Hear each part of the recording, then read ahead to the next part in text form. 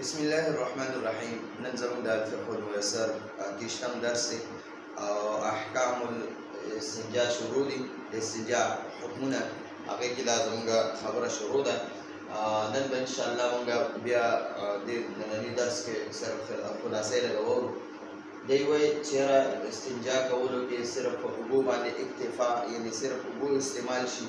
نو دا عموم جایز ده. بیا وایي که صرف لوټه یا کاڼې یا دغه شانتې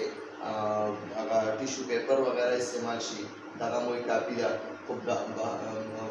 په هغه حالت کې چې کومې پورې دا نجاست د درهم برابر نه وي یا د یعنی درهم ته رسېدلی نه وي یا د درهم نه یې تجاوز نه یې کړی. او بیا بله خبره کې کوي وایي بهتره او افضل ترین عمل دا دی چې اول انسان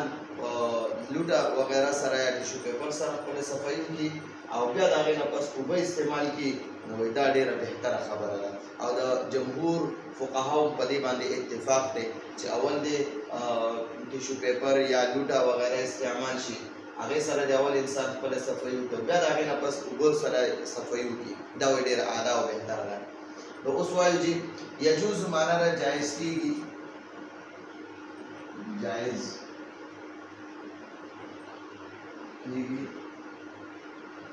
فی معنا رکھے استنجا ته وایي ان معنا ده چې یقتصر معنا ده اکتفا کول یعنی کافی کېدل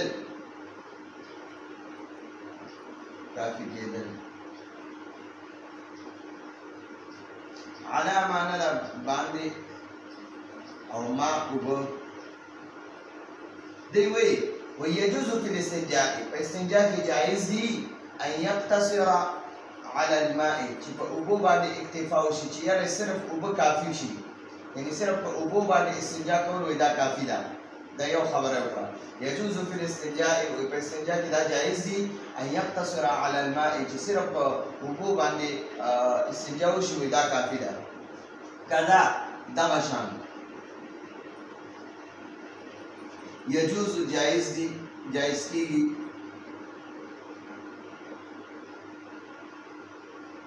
کېږي ان معنا ده چې یقتصر معنا ده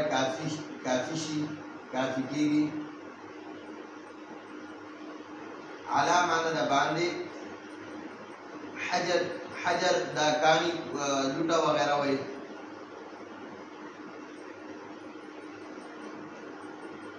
کاڼي او معنا ده یا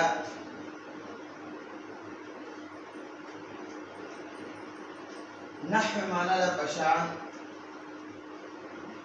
او هی معنا ده د هغه اوس وایي کذا دغه شان یجوز جایز کېږي ان یقتصر چې کافي شي علی الحجر چې د استنجا کافي شي استنجا لپاره کافي ده علی الحجر کاڼي باندې او نحوه یا د دغې په شان یعنی د دغې په شان مطلب لوټه شوه یا خاوره شوه یا ټیشو پیپر وغیره شو. خو بیا څه وایي ما معنا ده چې هغه لم معنا ده نه تبلغ معنا ده رسېدلې وي النجاست ګندګي قدر معنا ده برابر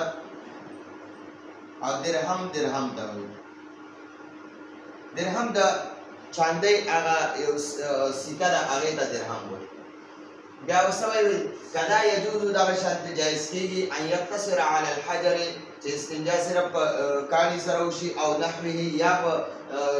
د دغه په شان د نور څیزونه یعنې لوټه یا ټیشو پیپر وغیره خو هغه په کوم حالت کې ما لم تبلغ النجاست چې دا نجاست رسېدلی نه وي قدر الدرهم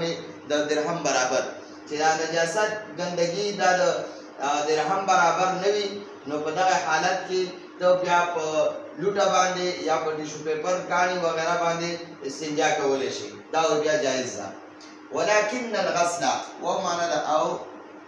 لكن معنى ده لیکن غسل معنی ده وینځل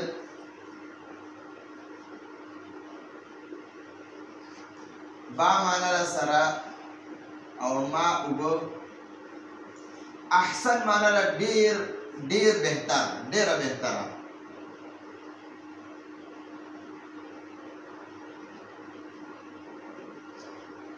ولكن الغسل او کچتا بالماء ولكن الغسل بالماء کچتا اوبو سره د استنجا وکړه نو احسن دا ډیره زیاته بهتره ده والافضل ومعنى او افضل معنى ډیر افضل ډیره بهتره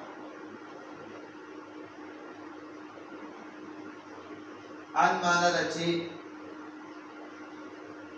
يمسح دا يمسح چې دا فعل مضارع دا د ان د وجنا دا يمسح شوی دی دا اصل کې يمسحو مسح يمسحو نو دا ح اخري ح باندې چې دا کوم فتح راغلی دا د ان د وجه راغلی نو يمسح معنی دا صفائی صفائی کول با معنی دا سرا او حجر کانے وغیرہ او معنی دا یا نحو معنی دا پشان او ہی معنی دا دہاغا اولا معنی دا مخی اوس درته بله خبره کوي وایي ان يفضل والافضل او ډیره بهتره ده ډیر افضل ده ان يمسح چې دا د استنجا مخکې صفایي وشي بالحجر په کاڼي سره او نحوه یا دغه شان دی او نحوه مطلب دا دی چې لوټه یا ټیشو پیپر وغیره یادوي اولا مخکې یعنی اول بهتره ده افضل ده د ټولو نه بهترین عمل دا دی چې انسان اول استنجا په کاڼي یا لوټه یا ټیشو پیپر وغیره سره وکړي او د هغې نه پس ثم یغسل بالماء ثم معنا بیا یغسل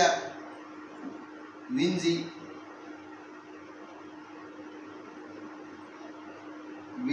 با معنا سره ما اوبه لأنه ځکه چې هغه لأنه معنا ځکه چې هغه ابلغ معنا ډیر رسیږي ډیر ښه صفائی راځي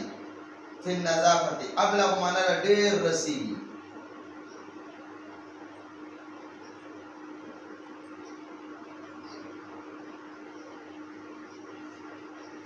فا معنا فی معنا کی او نظافت صفائی خجی اوس دلته وی والافضل او ډیره افضل ده ډیره بهتره ده ان يمسح چې صفایو کی بالحجر په کاڼي سره او نحوه یا دغه شان په لوټه ټیشو پیپر وغیره سره اولا مخکې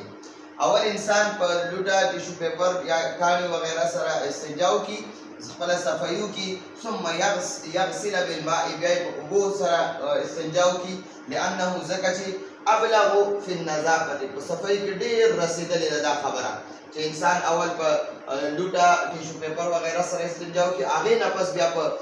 اوبو سره استنجا وکړي وایي دا صفائی ته ډیره زیاته رسیدلې ده دې سره مطلب دا دی چې صفائی ډیره زیاته راځي نو دا درې مسلې موږ ته دلته په دې عبارت کې بیان کړي اول وایي یجوز فی الاستنجاء ان یقتصر علی الماء وایي په صرف په اوبو سره استنجا کول وایي دا کافي ده بیا وایي کدا یجوز ان یقتصر علی الحجر وایي دغه شانتې په لوټه باندې او یا په کاڼي باندې یا ټیشو پیپر باندې استنجا کول هم بس دغه کافي ده ما لم تبلغ النجاسه خو دې کې شرط دا دی ما لم تبلغ النجاسه قدر الدرهم چې دا ګندګي دا د درهم برابر نه وي دغه درهم برابر ته نه رسېدلي ولكن الغسل بالماء احسن لیکن کچرته دا استنجا په اوبو سره وشي دا ډیره احسن ده ډیره بهتره ده والافضل ان يمسح بالحجر او د ټولو نه افضل ټولو نه بهتره خبره ده ان يمسح بالحجر او نحوه چې اول انسان د استنجا په کاڼي سره یا په لوټه یا په ټیشو پیپر باندې اول د ټولو نه مخکې دغه صفایي په دغې باندې وکړي خپله، ثم یغسل بالماء او بیا په اوبو سره استنجا وکړي، لانه ابلغ فی النظافة، ځکه چې دا په اوبو سره بیا وینځل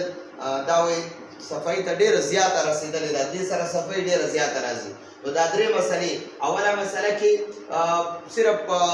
اوبو سره استنجا کول، په دویمه مسله کې صرف په لوټه ټیشو پیپر وغیره سره استنجا کول، خو هغې کې شرط دا دی چې دا ګندګي د